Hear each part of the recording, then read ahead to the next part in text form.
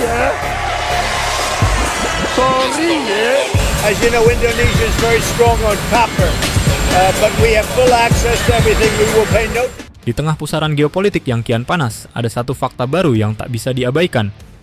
Indonesia bukan lagi sekadar penonton di kawasan. Kekuatan militernya tumbuh cepat, modernisasi berjalan nyata, dan diplomasi kita kini makin didengar di forum dunia. Negeri ini berdiri di jalur perdagangan paling sibuk di bumi. Dan ketika pertahanannya semakin solid, wibawa Indonesia pun melonjak. Pertanyaannya, bagaimana penguatan militer ini mengubah posisi kita? Dan kenapa dunia kini lebih memilih mendekat daripada menantang?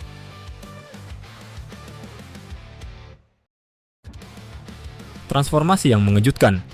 Transformasi militer Indonesia beberapa tahun terakhir sungguh mencuri perhatian, bukan lagi sekadar wacana, tetapi sudah tampak di hadapan dunia. Di udara, Indonesia segera menyambut kedatangan Dassault Rafale, jet tempur generasi 4,5 dengan rudal Meteor yang sanggup mengubah peta peperangan jarak jauh di kawasan. Tidak berhenti di situ, pilot Indonesia baru-baru ini sukses melakukan uji terbang di kursi depan jet KF-21 Boramae. Bukti nyata keterlibatan langsung kita dalam proyek masa depan yang akan menjadi tulang punggung kekuatan udara Asia. Lebih jauh lagi, Indonesia juga ikut serta dalam proyek Kaan, jet tempur generasi kelima Turki yang digadang sebagai penantang serius di era pesawat siluman. Selain jet tempur, kini hadir pula drone tempur ANKS di Lanut Supadio, Kalimantan Barat. Kehadiran ANKS memperluas dimensi peperangan modern. Bukan hanya sekadar intelijen dan pengawasan, tetapi juga kemampuan serangan presisi dari jarak jauh, yang menjadikan TNI Angkatan Udara semakin relevan di era perang berbasis drone. Di lautan, fregat modern Brawijaya Class sudah resmi memperkuat armada TNI Angkatan Laut, membawa standar peperangan laut ke level baru. Sementara di darat, kehadiran rudal balistik taktis Kan menjadi titik balik. Indonesia kini memiliki daya gentar yang nyata yang memaksa siapapun untuk berpikir ulang sebelum melangkah gegabah. Diplomasi dan wibawa internasional. Namun, modernisasi militer ini tidak berdiri sendiri. Ia membawa dampak langsung ke ranah diplomasi. Dunia tahu Indonesia berada di jantung jalur perdagangan paling vital di bumi, dari Selat Malaka, Selat Sunda, hingga Selat Lombok, jalur yang menghubungkan Samudra Pasifik dengan Samudra Hindia. Stabilitas di jalur ini menentukan denyut ekonomi global. Dengan kekuatan udara yang diperkuat Rafale, KF-21, KAAN, dan ANKS, dengan armada laut yang ditopang fregat Brawijaya Class, serta daya gentar rudal Kan, Indonesia tidak hanya tampil sebagai penjaga pintu perdagangan dunia, tetapi juga sebagai aktor regional yang suaranya wajib diperhitungkan. Tak heran jika kekuatan global, baik dari timur maupun barat, semakin aktif mendekat, menawarkan kerjasama strategis, latihan militer gabungan, hingga alih teknologi pertahanan. Indonesia tetap memegang teguh netralitasnya, tetapi kini dengan posisi tawar yang jauh lebih tinggi. Dunia tidak lagi melihat kita sekadar sebagai negara berkembang, melainkan sebagai mitra strategis di tengah persaingan kekuatan besar. Efek daya gentar. Kekuatan militer yang kian modern ini membawa satu konsekuensi besar, efek gentar yang nyata. Bagi pihak asing yang berniat mengusik dari luar, keberadaan jet tempur mutakhir, drone bersenjata, kapal perang modern, dan rudal balistik taktis menjadi pengingat keras. Indonesia bukanlah target mudah.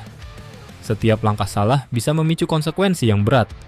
Sementara bagi ancaman dari dalam negeri yang coba memanfaatkan celah instabilitas, kebangkitan TNI dengan arsenal baru ini menutup ruang gerak mereka. Kini, upaya adu domba, provokasi, atau infiltrasi harus berhadapan dengan aparat yang lebih terlatih, lebih modern, dan lebih siap. Efeknya jelas, siapapun, dari luar maupun dalam, akan berpikir ulang sebelum mencoba menggoyang fondasi republik ini. Inilah esensi dari deterensi, kekuatan yang membuat lawan ragu sebelum berani bertindak.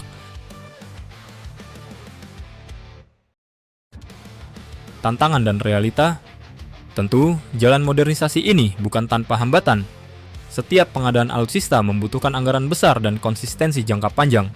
Faktanya, porsi belanja pertahanan Indonesia masih relatif lebih rendah dibanding beberapa negara tetangga, sehingga setiap langkah pembelian harus benar-benar strategis, bukan sekadar simbolis. Selain itu, interoperabilitas menjadi tantangan nyata. Alutsista dari beragam negara pemasok menuntut perencanaan matang agar bisa terintegrasi tanpa celah. Dan jangan lupa, kekuatan sejati bukan hanya pada alutsista canggih, melainkan pada manusia yang mengoperasikannya. Tanpa reformasi personel, pelatihan berkelanjutan, serta sistem komando dan logistik yang rapi, semua teknologi itu hanya akan menjadi besi mahal.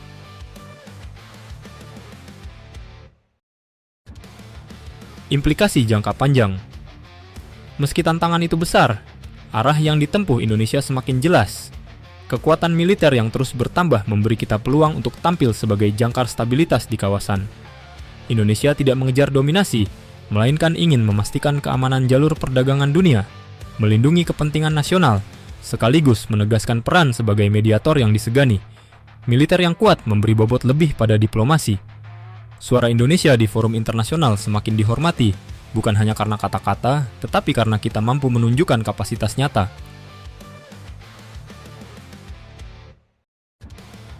Perjalanan modernisasi militer Indonesia baru saja dimulai, namun dampaknya sudah terasa.